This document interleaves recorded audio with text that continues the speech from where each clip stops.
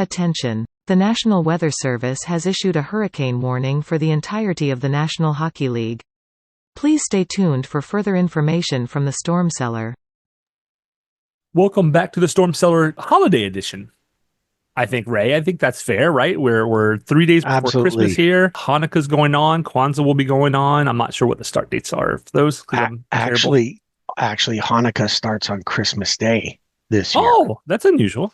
Yeah, very unusual. I was unaware that it had I knew that it had a floating time type thing for the days and stuff, but I didn't know that it could start this late. Usually. Yeah, I don't know the rules. Like, I knew it floated, but somebody always has to just say, oh, no, that day is the first day of Hanukkah this year. Like, awesome. So that is cool. So a lot going on. And then we have New Year's. New Year's Eve, New Year's Day are always. Christmas is awesome. I mean, family and there's also a lot of pressure I feel around Christmas, which is not my favorite part. Yeah. It's gotten, no offense, folks, it's got very commercialized, and there's a lot of buy and things, and which is very different in our household. We do a lot of experiential things for presents and trips and things together so we can do memories. Awesome. But I look forward to New Year's because New Year's to me reminds me of I always cook things that my mom cooked when she was alive, right? So I always have those kind of food memories. Man. Christmas, or rather New Year's Day, was about relaxing.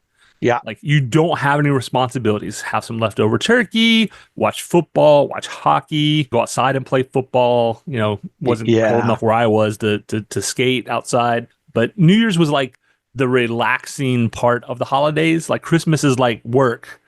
And then New Year's was okay, now you get a free day. So, and here in Canada, Boxing Day became really important, mostly since about 1980 or so, because of the World Junior Hockey Championships, which is big thing here. Canada and the Junior Hockey Championship every year, that tournament is so meaningful, so important. There's been some great memories from it. There's been some crazy memories from it too. It's just and so, Canadians spend a lot of time. I mean, if you're not into hockey, it's not going to matter, but it's Canada. So, big thing. And and I'm just going to say this. We called it a holiday special, this show. And I feel some people, and that because I've had this happen to me earlier this week, where I wished someone happy holidays and they turned on me. Oh boy. It's Christmas. We're losing our Christmas. No, we're not. And I've never understood that feeling, because me wishing someone happy holidays shouldn't make you angry. It is a jovial wish of goodness to another person. Accept it for what it is. You don't have to get angry. No one's trying to take Christmas away from you. We're just making sure that we say and wish you well during this time of season. That's all that it is. I never understood it. I never understood the anger. It is what it is. So please understand, we just want to make sure we cover everyone. When you wish someone happy holidays, there's a lot of people with different holidays than Christmas. And because I don't know what you celebrate, that's why I say it. And I still mean it. I still mean it. You know what I mean? I still mean you well. So yeah. I mean, I do see that it happens to people regularly this time of year. And we're, certainly in North Carolina, sometimes you'll see more of that. I don't really see that here in Boston. Right. But I feel the same way. And for people who are but Christmas is, they're not taking Christmas away from you. But the flip side of the coin is, when somebody who is religious, tells me to have a blessed day, I don't get mad. I'm not religious, but they're trying to say something nice, and they're doing it in a way that makes sense to them. That's all that matters. Okay, cool, thanks. Yeah, it's a well wish. Yeah, right. They don't blame, you know. you Yeah, do things in the way that you do things, and then it's as the recipient, you need to understand how it's meant, and then and say, oh, okay, I'm gonna roll with that, right? I'm just I don't know, man. imagining what would happen if someone wished you a blessed day and you just snap on them. What do you mean, blessed day? Yeah, wish me a blessed day. What the heck? You're not, I don't Yeah, need your it's blessings. Like, come like on now. I'm Like, gonna be just super rude accept to you it. for being nice to me. That always works out well, right? That always works. That I always tell works. you. And like the good news around here in Calgary, there's been lots of melting. Mostly, there's a lot of green out there. There's some snow, but Oh, yeah. So white Christmas, I don't know if we're actually going to get. We actually got forecast for a little bit of rain. That's how much ooh, it's warmed up in the last little bit. Now it's your supposed to get a cold got little bit here. colder, but yeah. Oh, did it? We got like 3 inches of snow, and it's the first time in like I think it's 4 years that Boston got more than an inch of snow, which is like the Wow. second or third longest streak in history, I think, since they've been recording.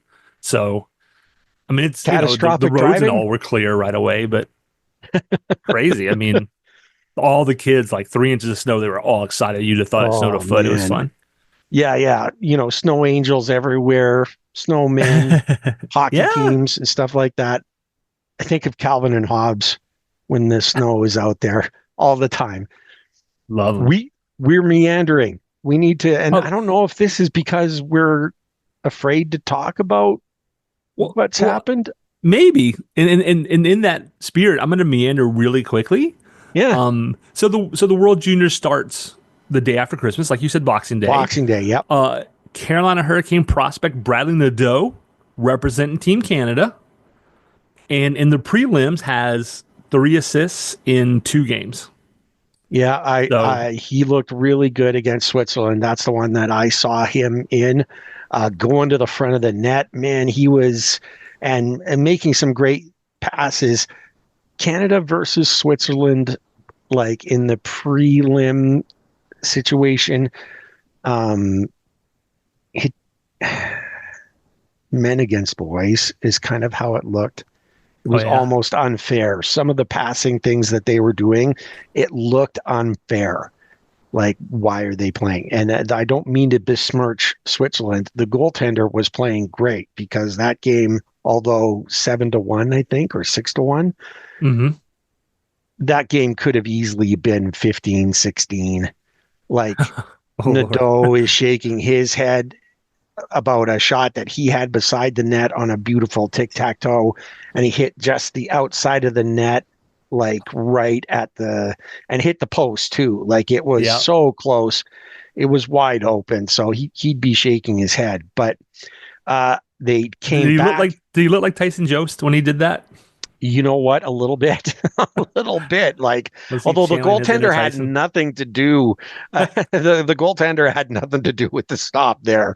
And then, of course, the time where uh, we've got a couple of World Junior players that play for Sweden Mm-hmm. as well, and Canada won that game in come from behind fashion. I believe it was last night, 4-2. And so, it's exciting. It's seeing these games, seeing these young kids. I mean, if you want to see, it's again best on best, right? That's what's so great about this tournament is that it's the best that these teams have to put forward. I'll say it's unfortunate that Russia is not in because they always bring great Yeah, teams. it's Putin, just knock it off and we can have our hockey back. You know, like, I mean, we yeah, should right. have it back the way it is, but knock it off, Putin. Just mind your business, mind your country. Stop me. Here I go. We're meandering again. True So, that, but but it's a great tournament if you have time to watch it. And I'll say this for the American squad wasn't always like while I was growing up, it was not always the team that you really had to worry about as far right. as Canada goes. Now, I mean, Team USA, they're there every year and they're solid, like solid teams, great hockey to watch. Like There's a better lot to than be some. excited about, Yeah, there totally now and is. going forward, right? Yeah. Because like you said, for Sweden, the Canes have Felix Ungersorum, Yep. who has a point in 2 games. Hmm. So, these kids are doing it on the highest level available for like the U20 crowd. So, Yeah, it's amazing. It's amazing. Fun to watch. Better than some NHL hockey games. I'll say this. When you got the two heavyweights going or whatever, yeah, man, oh man. And NHL hockey is Finland and great, but Sweden, oh man. there's other good hockey out there. That's why, we try and encourage people to get to PWHL games, go to the AHL, go to the ECHL. Yep. The differences in the hockey become significant, but that doesn't mean good hockey's not being played, right? So, Exactly. Exactly. Why are uh, we still trying to avoid going back to talk about the last week's games? It worked out pretty much exactly the way we said it would, didn't it? I know, but I was hoping for more. I mean, so yeah, Uh, you beat the Blue Jackets 4-1, and you should have beat the Blue Jackets. You know what I mean? Like yep. that's one of those games. Like you needed 2 points against a Metro team, you got it. Still not super. I mean, I shouldn't say I'm not super happy. There are still issues, right? Even in a 4-1 Yeah. win, you are beating up on a lesser opponent, and there were still things that could be worked on. That being said, Dustin Tokarski, who is kind of a journeyman goalie, he's had some NHL time, he's had a lot of AHL time. I thought looked great. I was super excited. I thought he played really well positionally. He handled the puck, I'd say, better than Spencer Martin typically does outside of the crease. Yeah. And he came in and kind of just did his thing. I thought he was going to get a shutout there for a good chunk, I and thought yeah, I then thought in so the too. second period they got to ruin it. So they ruined it earlier, but I just thought he was really good in net. And there's something to be said. I don't know. Did you feel a calming feeling with Tokarski in net? I mean, it seems to do that when he doesn't wander out 50 yards to try to make a play on a poke check or whatever, right? Like Mm-hmm. he stayed home and he focused on squaring up to the shooter and Mm-hmm. he was positionally great. He knew where the net was at all times. And you're right, especially like handling the puck behind the net. That's the only time he exited, and he never exited early. You know what I Mm-hmm. mean? Like he just played well. There was no attempts to do anything crazy, not super aggressive. Let the puck come to him. Trust the guys around you to clear away rebounds. And it was great. Yep. It was calming for my nerves. I don't know about anyone Yeah, I else. thought the guys looked really, really relaxed in front of him, and Yeah. that's a big part. It's his first game in goal with the team, and Oh, you knew they stepped up their game too for that exact reason. yeah, I think so. Like, I think they always tend to play better for you don't want to put your goalie in a bind, right? Especially a guy who's new to the exactly. team. Like you want to give him your best effort. They did that. They went 0 for 3 on the power play. I didn't like that. No, that They did you're get a right shorty there. though. I mean, hard, solid work by Seth Jarvis to make that happen. Jarvis then springs Aho, who gets a nice one, and then in a little bit of a reversal but similar kind of play, the Hurricanes get the puck out of the zone. Yeah. Dahl takes it in, gets behind the net. Carrier goes right to the front of the net. Bing, bing, boom. Oh, That was my favorite goal of the night, to be honest with you. it certainly was. No. It exactly. We had talked about Carrier earlier in the day in the last podcast, Mm-hmm. and it was a reaffirming type play. Mm-hmm. He gets rewarded for what we see. You know what I mean? Yeah. I have a quick question though for you, Yeah. because you brought it up. 0 for 3 on the power play, but a shorthanded goal. Does the shorthanded goal wipe out the ill feelings you have for 0 for 3 in a power play? In No. fact, would you rather have a shorty than a power play goal in a game? No. And it's about positioning Right. in my mind. So number one, the first goal of the game is shorthanded, right? It's fairly Hmm. early in the game. It was less than 10 minutes in, I think, or so right around the 10-minute mark. Yep. And that gets you fired up. Like it's a feel good, right? We turned a Hmm. negative into a positive. When your power play goes 0 for 3, and the shorthanded goals, it's definitely a make your own luck scenario. Like you do Yep. have to work at it, but there's definitely some luck involved, right? In No Jarvis's case, question. Jarvis gets a stick out there, gets the puck out, wins the puck race, so he's making his own luck. Then he gets Yep. it to Aho on a 2-on-1, and but there's some luck there. The power play against a team like Columbus, who I don't have it in front of me what their penalty kill rate is, although I'm going to look it up. It was it's on the lower half of the It is. league, isn't it? They are 27th in the league in Yeah. penalty kill. You should get 1 out of 3. I know, they're clicking at 20 something percent on the power play right now, but Yep. I'm sorry if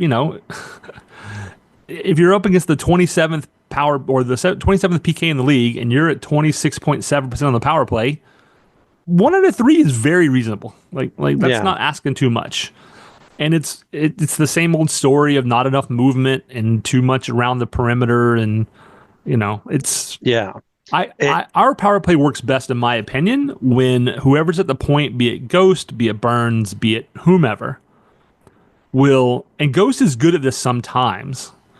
And it's up to him to figure out when to do it. But when he gets the puck and takes those 2 or 3 strides in, yeah. which makes the box collapse or the diamond collapse, Hmm. and then you kick it to the outside, and now the defense is a little out of position.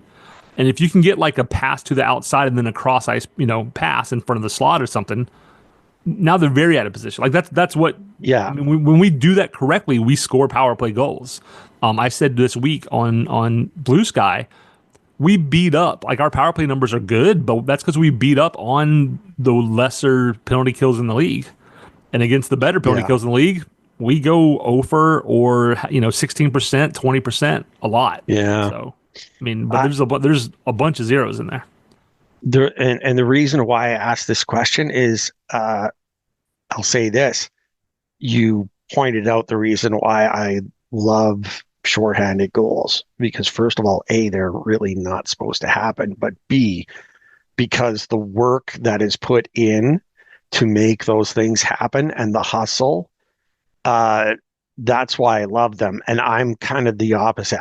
You know what? If we go 0-4 on the power play, we dang well better get a shorty. That's and if we get a shorty, I can look past. I can look past, and especially because of the like shorthanded goals, they feel like they provide a bigger boost to Right. the team, to the players, a bigger boost. It's the hard work and demoralizing, like demoralizing for the That's opposition true. as well. I mean, you got that power play, you're the one supposed to be putting on all the pressure. And in most of those cases, it's the Hurricanes being quick and forcing a turnover and making things happen and grow from there. I always love it. I always I think love the that's fair. If shorties. you instead of thinking of it as a shorthanded goals versus power play goals, if you think of it as one group called special teams goals, Yeah, yeah. then you got one special team goal in 3 opportunities. Right. Okay, yeah, that's fair. That's 33%. Yeah, that's if you want to look at it maybe that way. It's just a weird thing. I mean, look, power plays. I mean, I love that we're as high up in the league as we are. I mean, that just warms the cockles of your heart. You know what I mean? Like it's Yeah, just yeah. seeing those type of results is great. When you get an advantage, you take advantage.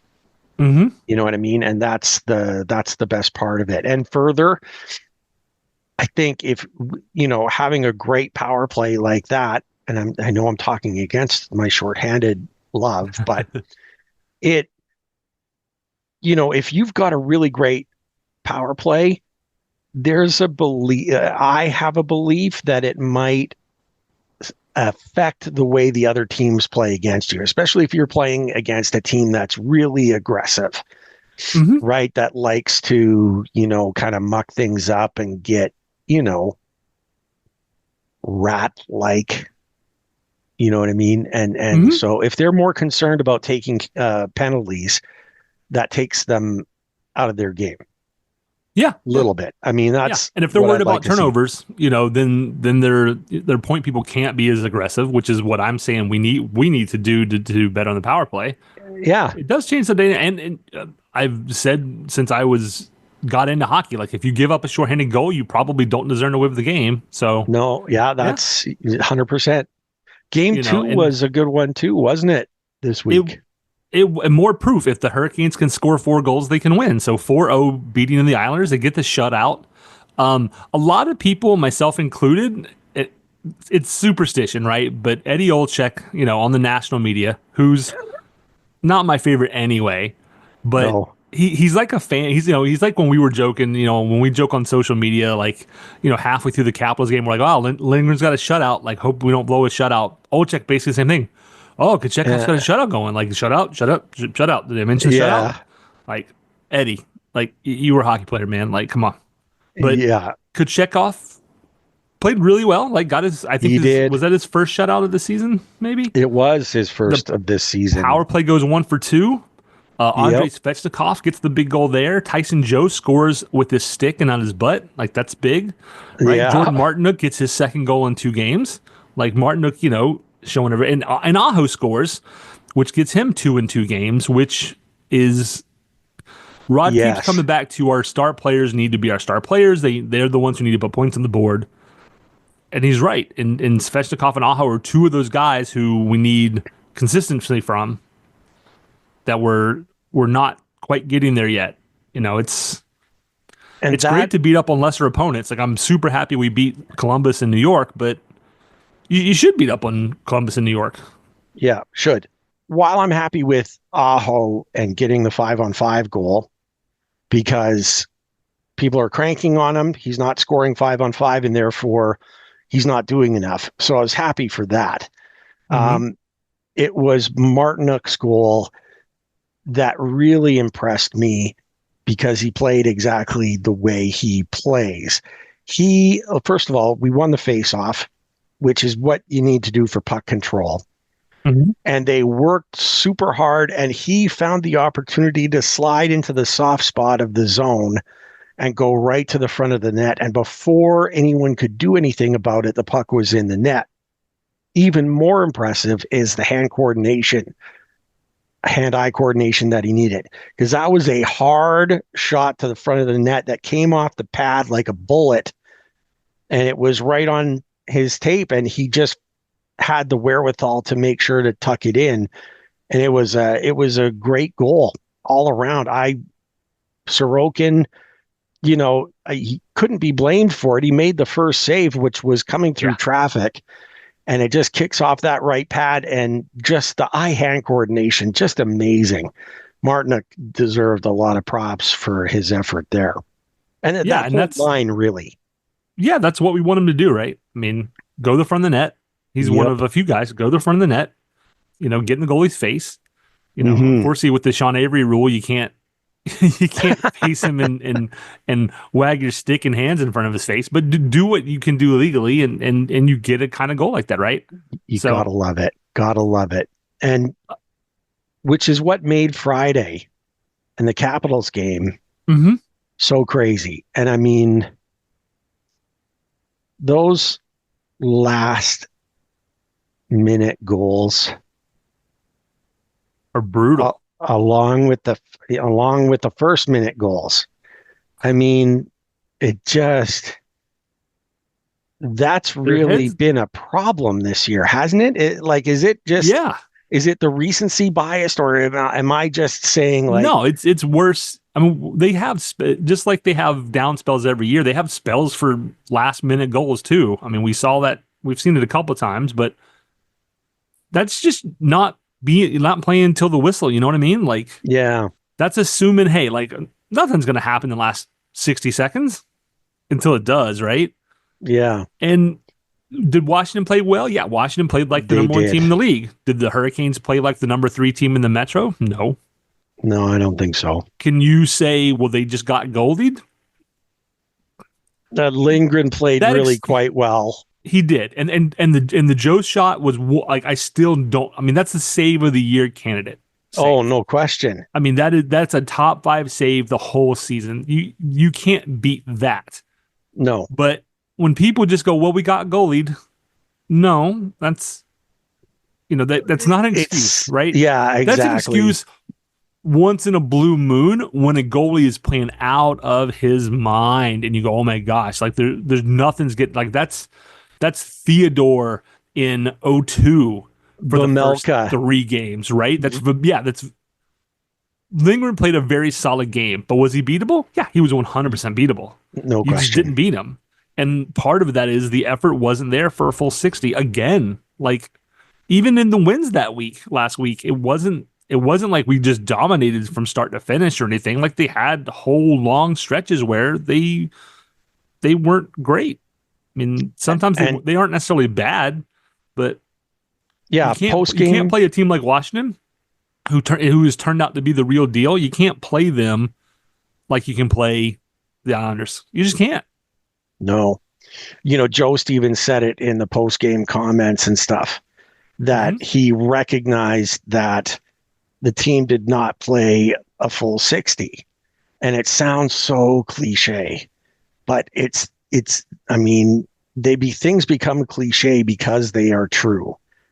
Like they may be cliche, but they are truth. Like the Hurricanes have to play their game for 60 minutes. And I mean, yes, that's an expectation too of perfection, right? And you can't expect a perfect game. We just can't. No. However, we expect effort. Yes. And that's what the crazy thing is when the Hurricanes aren't playing that style for a full 60, it looks like they're not trying. Like it's not, it looks like they're not trying. We know that's not the case. We know that they're trying, but they look so out of sync. And that's what makes the fans nuts. And probably why you and I see things and we have a direct opposite view of the game than Rod does. You know what I mean? We the way we see it's probably exactly why Rod will come out and say, they played pretty well. And you and I, our heads explode. Yeah. Because it never looked that way. Yeah. It's just weird. For me, it's like with goal interference, which don't even get me started on a couple of those calls this week. But if there's a standard, then there's a standard. And you should meet the standard. And the standard for the Hurricanes is not putting in 40-minute efforts. It's just not. Honestly, against Washington, the Hurricanes could have played, they didn't, but they could have played 58 great minutes of hockey, and they still would have lost 2-1 because they gave up 2 goals in the last minute of the first and second periods. So 58 minutes of hockey against Washington wouldn't, if you did everything perfect for 58 out of 60 minutes, you still lose 2-1. You can't, you just can't take those time off, right? No. And yeah, the goalie interference thing is a whole nother, like, Brett Burns put a saddle on his man and rides him into the goalie, and they call that goaltender interference. Yeah. Which I was like, wait, how is that goaltender interference? But when our boy isn't even in the crease, which is part of the definition of goalie interference, that goal was also goalie interference. The league doesn't have a standard, and that's the same problem I have with the way that we view when the Hurricanes play good and bad. Is I have a standard in my head, and maybe my expectations can be too high because I maybe my standard is too close to our great games, and it should be at our average games, right? Right. But you can still watch him and go, why are you making that? Why are you pinching there? Like there's nobody back. Why did this happen? I forget what game it was. Chatfield is zooming back, and he has the speed, and he doesn't get there, and the puck ends up in the net. But I remember going like, what'd you do? Like, what That was the Capitals game, and it was the was it the first Capitals goal. game? And I'm like, Yeah. or when they're defending a 2-on-1, and I'm like, take the pass. Take the pass. Make your goalies like Beezer. Take the pass. And they don't. They take the shooter. And I'm like, okay, Yeah. so they scored because you took the shooter, and now the goalie's having to look at the shooter around you, right? Yeah. Yeah. And then the pass goes across, and now the goalie's maybe leaning in the wrong direction, and now he's got to not only move, but you got to lean before you can move. Right? It's a whole body movement. Yeah. He just he can't just do the They things you're have to. taught in Pee Wee. Like you're a pro, you know better, but and hey, armchair quarterbacking, as they say. What do I know? But It's that that I don't know. was So that was something tough too. feels. I don't know. Something still. I don't know. I wouldn't say feels off. Like it's not like last year, but No. there's something's somewhere. Whether it's injuries, whether it's a personality thing, whether it's you know stuff to do with like KK or Drury, whatever it is. Like I don't know. Something's just a little off that just hasn't really clicked yet. Yeah. But the good news is, like we had asked for, we came out on the positive end in 1 week. 6 points available. We got 4, and Mm-hmm. sure, would I have preferred to lose to someone else and beat Washington? Yes, but beggars can't be choosers, right? I Mm-hmm. mean, like, and they that's the thing. We won the games that we should win. You Right. know what I mean? Like those are and that's all that we ask most times. Just win the games that we should win. And there's a lot of points out there. Yeah. And the rest of Some of the those Metro has points, gotten worse. yeah. The And two Penguins are more. 6 point behind you with 3 games in hand. The Flyers are 7 points behind you with 2 games in hand, and the Rangers are way back in sixth place, and they are 8 point behind you and tied. So, Yeah. so you're in a. I mean, you're. I don't. I'm not going to say you're a lock for a playoff spot, but you are really close. I mean, unless something Yeah. drastic happens, good and bad, like good for other people, bad for you, get in the playoffs and Yeah. see what happens. But you do need to figure out the effort issue and the boneheaded plays and some of the lack of thought here. And for some of the guys, it's not a lack of thought, it's you're overthinking, right? Mm. Like they need to do more of what you were talking about with Martin. Like go to the front of the net. KK, when the puck is on your stick, shoot. Yep. Like you Yeah. And got a he's heck of a got such wrister, a, man. he does. He does. He can go bar down with anyone. And it's just need more of that. Yep. It sounds like we're doing a lot of wishing for good things. Why We don't do. why don't we why don't we do this? Why don't we do what every other podcast, broadcaster, journalist in sports does around this time of year and give a holiday wish list for our team? Okay. We've got I think we'll just do 2 each. We don't want to be asking for too much. And generally, I mean, of course, everyone's going to wish, more wins. I wish we get the Stanley Cup. We wish the Rangers fans and Carey just stay at home during home games against the Ranger. I mean, there's lots of different things that we'll wish for that seem unreasonable. But we're going to do busy, 2. right? Yeah, exactly. Yeah. Very, very busy. So, do you want to go first or do you want me to go? I can go either way. Go for it. Yeah, if you're ready, go for it. Yeah, I'm ready. Like for me, I'll say my first wish is, nothing but health for this team. I'll say this, Brad. I believe in my heart that the team that we have now, if fully healthy, has the capability of winning it all. It's all there. The talent is there. What we need is health, especially for the goaltenders. And I mean, we need everyone to be, healthy. And I know how unreasonable that is. That's why it's called wish. It's a wish list.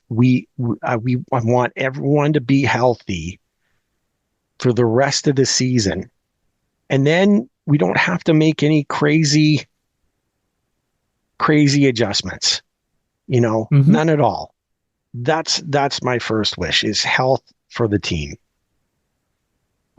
So in my head, I'm not going to change my answer, but it piggybacks with yours, and that was going to be a healthy Freddie Anderson Mm, for the yeah. for the rest of the season and playoffs. Like once he comes back, we need Freddie to be available and healthy and ready to play for the rest of the season.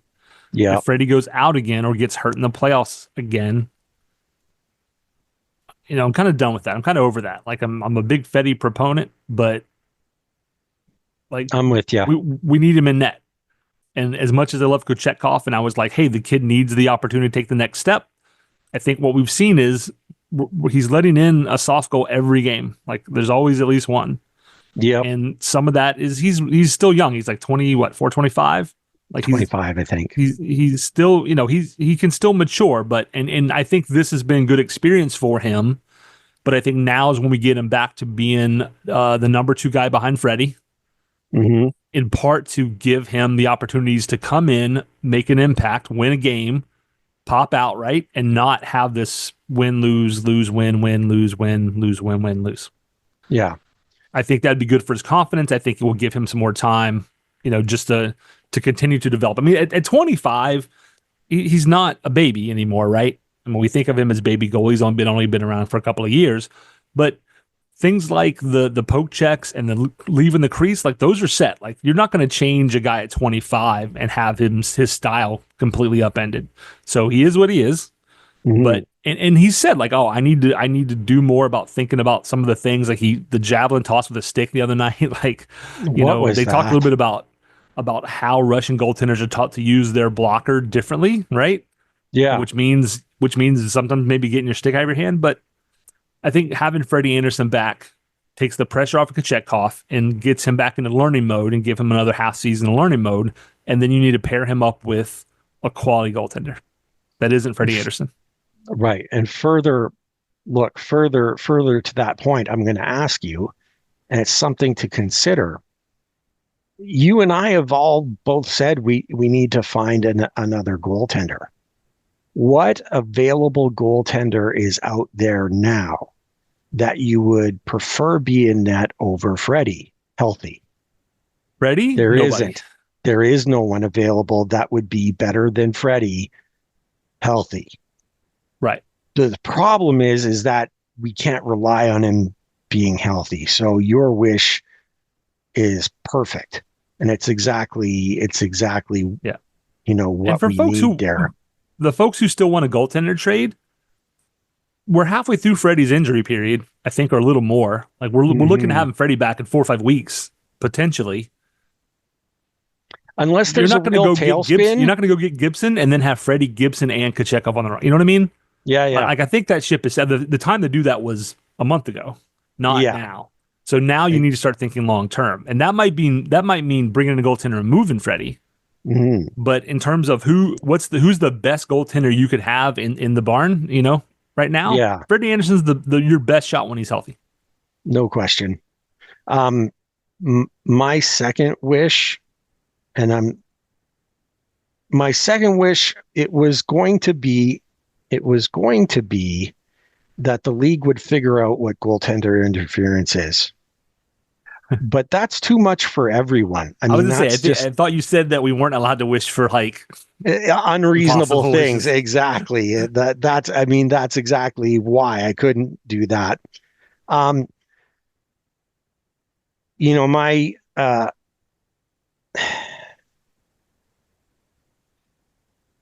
My other wish for this team, and I'll say, look, this team gives me a lot, right? A lot of joy. Despite our wailing and gnashing of teeth that you and I do sometimes, there's a lot of joy that we get out of this club. I think for me, my wish would be less adjustments in the lineup. I understand that you need to make adjustments. Say someone gets a zinger or whatever, and you have to Hmm. flip lines and stuff like that, or someone, just isn't feeling it and stuff. But the willingness to stay with lineups long enough that their chemistry can work and that we can get the results. And when Rod finally put Jarvis back with Aho, you see it. I mean, Jarvis and Aho play together on the penalty kill all the time. Hmm. And the reason that they do is because they work very well together and they seem to Right. be able to find each other all the time. So if you trust them to being together in the most dangerous times of giving up a goal, why aren't you trusting them to stay together for the 5-on-5 play? You know what I mean? And Sure. that just is kind of where it is for me. I'd like to see the lineup that he had put out in these last 3 games to start and leave it. Even if the line is struggling at one point or another, you have to trust that the chemistry that they have will be able to get over it. I don't Hmm. mind the adjusting, but adjusting day to day and stuff like that, I know why Rod does it. I Right. approve that he does it, but there's that part of me that just says, repetition creates success Right. I love that you can do it. I don't necessarily think you should be doing it as all the much time. as, Yes. yeah. Just because you Um, can. Similarly, this is a, can I combine wishes? Is that the thing? Okay. That's fine. Yeah. Also in the roster space, right? Actually, I don't have to combine. I'm gonna a singular point. 2C. Mm, I'd like for 2C to get sorted. Either treat KK the way you treat everybody else, which means, KK makes a mistake and then all of a sudden lines are being changed. yeah. Other guys make mistakes or go to the penalty box, 15 times so far this year, Svechnikov, and don't seem to suffer the same types of repercussions. Yeah. So either give KK some leash and let him try to grow into that role and do the things that he can do.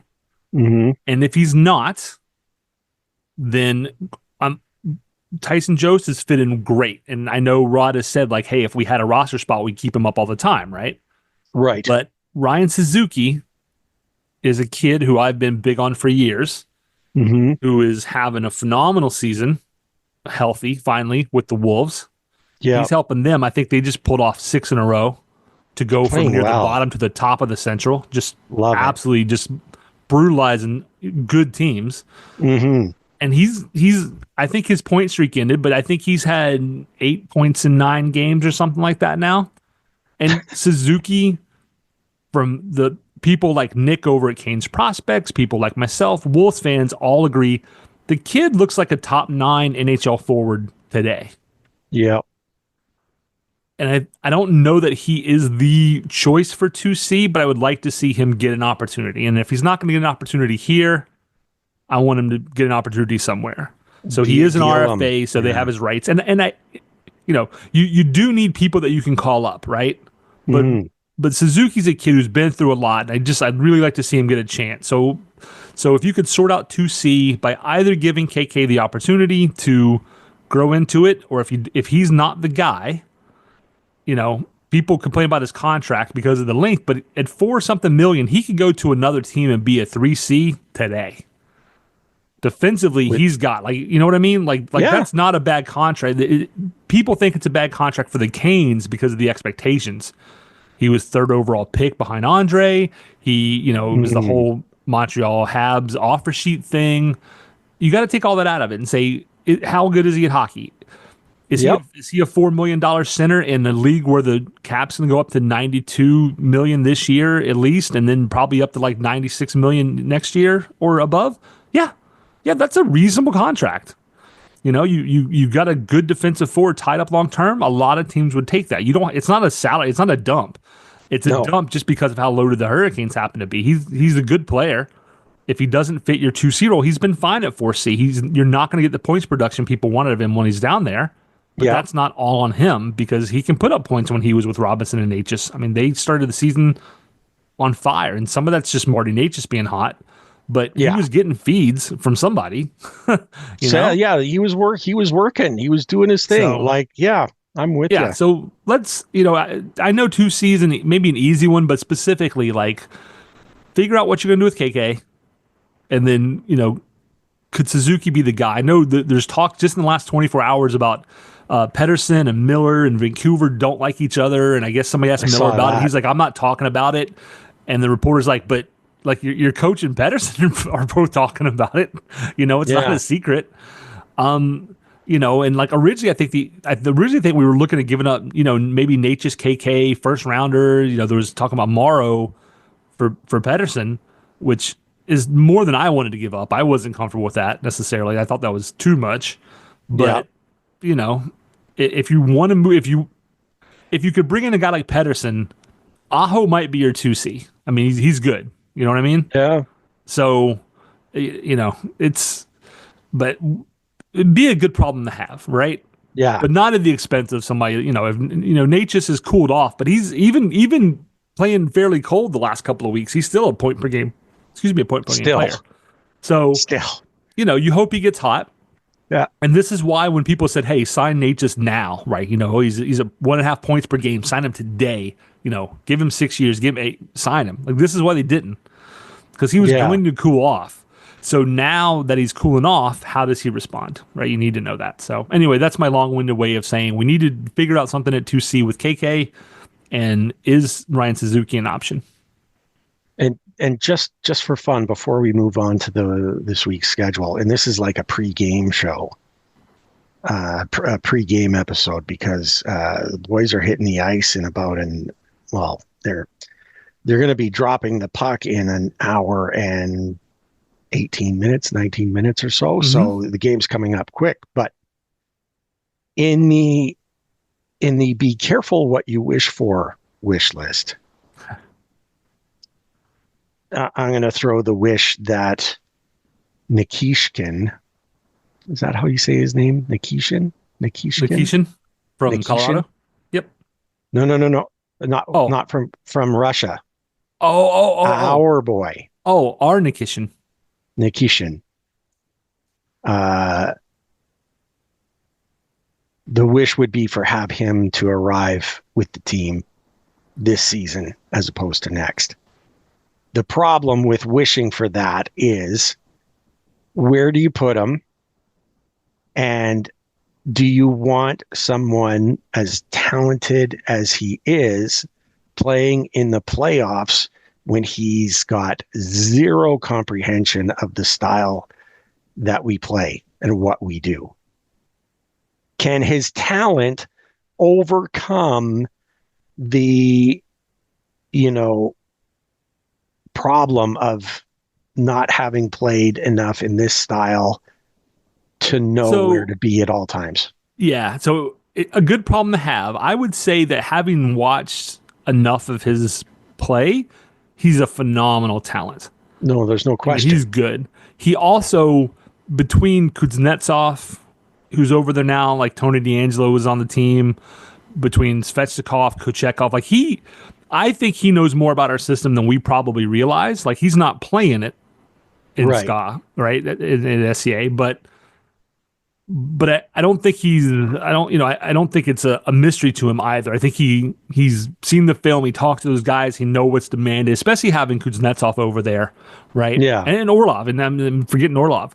Like, so I think he probably has a good idea what he's going to into. And Ray, the dude is playing like 30 minutes a night as is. So the work ethic, the ability to skate and play man-to-man D for him is not going to be positionally, it might be a little bit of learning curve. Right. But it's not like you're playing a zone like most places, and then you come to Carolina and now you're skating 30% more a night. He's already on the ice 30 minutes a night. If we drop his minutes, he's not even going to break a sweat. So Brad, who sits? I would bring him over. I think you would do what you would do with any new player, right? You would shelter him as a seventh defenseman. You would get him in just so he can learn the system, and then you put him into some games maybe that are not as big a priority if you have a playoff spot, And you see what the kid can do, because he is a great power play quarterback. He has a heck of a shot, and the He kid does. will lay an open ice hit on anybody. I mean, he's fearless. I mean, I've seen a couple of hits that you just watch his highlight clip and you're like, oh my gosh, like this. They call him Boom for a reason. So, when their season ends, if they can get him over, I think you get him over as soon as you can, even if he doesn't really play, because you want to get him acclimated to North America as quickly as you can. But I think having him, and I think if it was me, I'd put him in a game across from Orlov. Right. Because that's a natural fit, right? They literally speak the same language. Like, it's a countryman he'd be comfortable with, who, I think it'd be easy for them to adjust very quickly. He's not having to figure out what guys are saying in English and all those kind of things. But I think you could pair him up with Orlov, even if you move Orlov down, right? Even if you gave Ghost and Walker more minutes and Orlov and Nikishin fewer minutes, I think you could still do it. Because I think what you would find is, you got a kid who's speedy, who's out there, laying the body on guys and can, you put him in limited minutes and you put him on the power play, and see what he's got, right? You put him in his power play too. You give them a little more time than usual. Instead of 30 seconds out of a power play, you try and give them, 45 or 50. Yeah. And see what happens. I think he's going to really be an impact player when he gets here in short time. Like, maybe not right away. Like, there's going to be an adjustment period. And of course, it's the NHL. Like, there's going to be guys who are like, oh, like, here's the new, kid who's supposed to be so good. Let's show him who's boss. Like, let's, welcome to the neighborhood. I don't know that that's going to work as well as it does with some guys. Like, he's not the Canes, typical draft picky forward now who's, 5'11", 6 foot and 180. Like, the kid's kind of beastie. He is going to be. I would love it. My concern was, if you're going to end up playing him in the playoffs, who's the guy that comes out? How does it all play out? But you know what? It's fun to wish. It's fun to dream. That will put an end to this section of the program. We're going to wrap things up with a real quick look at the coming week, starting in now. An hour and about 15 minutes, maybe less. The Rangers in MSG. The Rags are not playing well. They are spiraling. It's a team that you should capitalize on them. You're a better team than them right now. That's start of the year. That's maybe not true. Like, they were probably better than you for the first, few weeks. That is not true. You should put this team away. A, because the fans would love it. B, because you need it after failing, after dropping 1 to Washington. Mm-hmm. It's an odd start time for everybody. So this is one you should take. Like this should be a win. Yeah. The Predators tomorrow, you're lucky. So there's 2 back-to-backs this week around the Christmas break. And the first 2 teams stink. And you should beat both of these teams handily. It shouldn't be that close. Matt Rempe is out. He's got an in-person hearing for another just awful check to the head. Did you see that? With his elbow. And the Rempe supporters are going to say, but he's tall. No. But we've said before, Chara's one of the biggest dudes that play the position. Chara was a superstar, a phenomenal player. Chara didn't run guys like that. Rempe's just out there to hurt people. Like, he's not a hockey player. He is a pylon. He should, if he was going to play NHL hockey, he should have played in the 70s and 80s. His time has passed. His time has passed. He's unless he learns to be good at hockey and stop illegal checks to the head. I didn't care if he played today or not, because honestly, I was like, well, if he's in today's game, great, because we're probably going to score when he's on the ice, because he's terrible. So you should beat the Rags today, and that's as much of an emotional victory as it is for the points. You should beat the Preds tomorrow. That's more about the points. You have 3 days off for Christmas, and then New Jersey back-to-back, and those are the games you really want to focus on. I know the Rags are the hated team, but back-to-back in New Jersey, so no matter what happens, you're not eating up your games in hand against them. So if you can get 4 points and not lose any games in hand, you are catapulting up into second place in the Metro. Yeah, reel them in, Brad. That's perfectly said. That's what we want.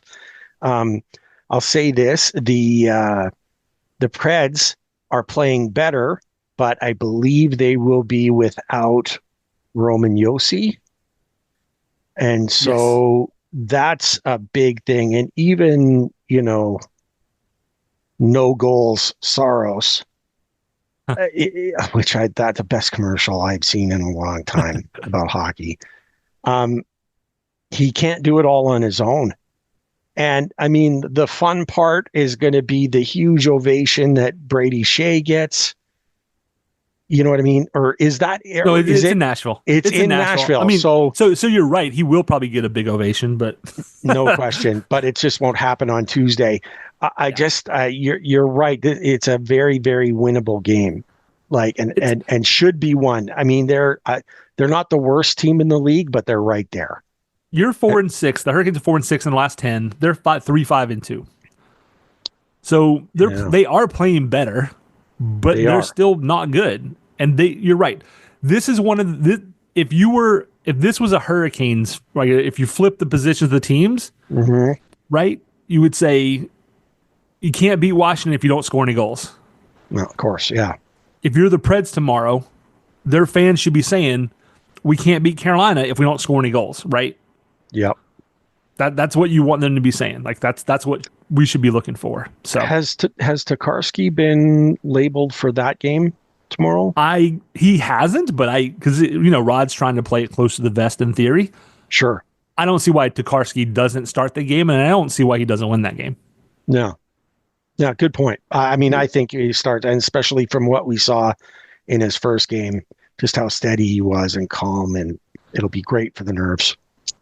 Yeah, So points in four. We got 4 games. How many points are you looking at? they should get 6 points. They should beat up both of these teams, and then it's a home and home with New Jersey, and just win the home game. Just win the home game Yeah, on Saturday. yeah. That's. I mean, I'd like 6, and if we're only gonna get 4, get them. I'd be happier that they both come from New Jersey.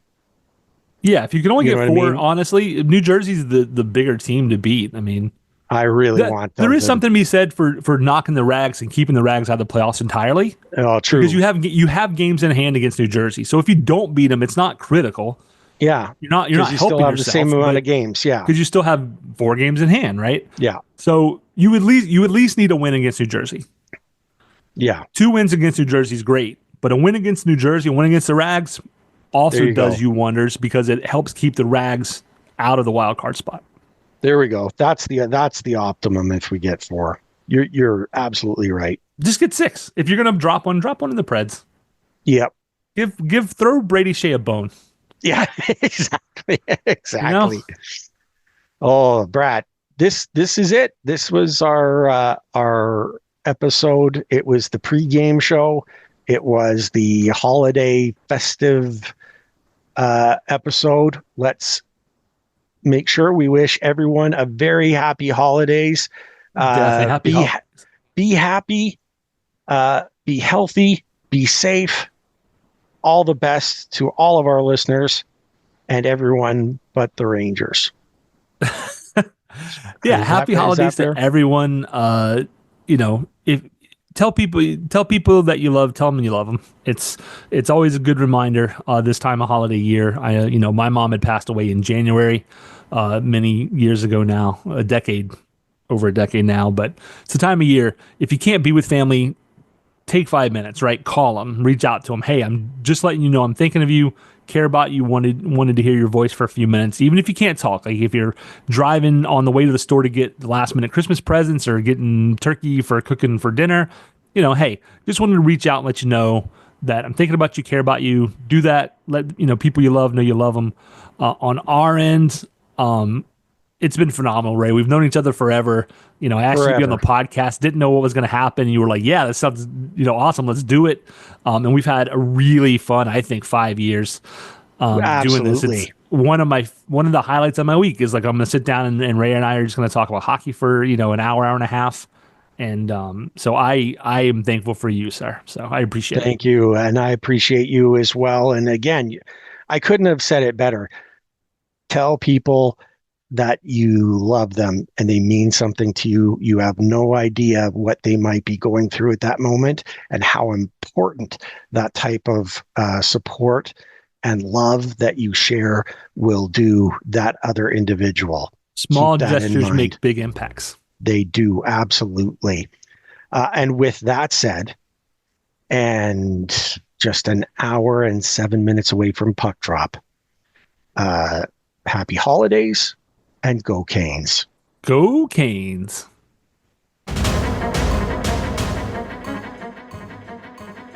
Thank you everyone for tuning in. Ray and I greatly appreciate your support in helping us produce an informative and fun podcast. As always, we'd like to say that we believe hockey is for everyone. Whether you're a Caniac or a bunch of jerks, doesn't matter, as we're just a couple of jerks anyway. We would love to hear your questions, comments, and suggestions. We will do our best to answer anything hockey related. You can reach us via email at stormcellar97@gmail.com. On Twitter, we are at stormcellar97, and on Facebook at facebook.com/stormcellar97.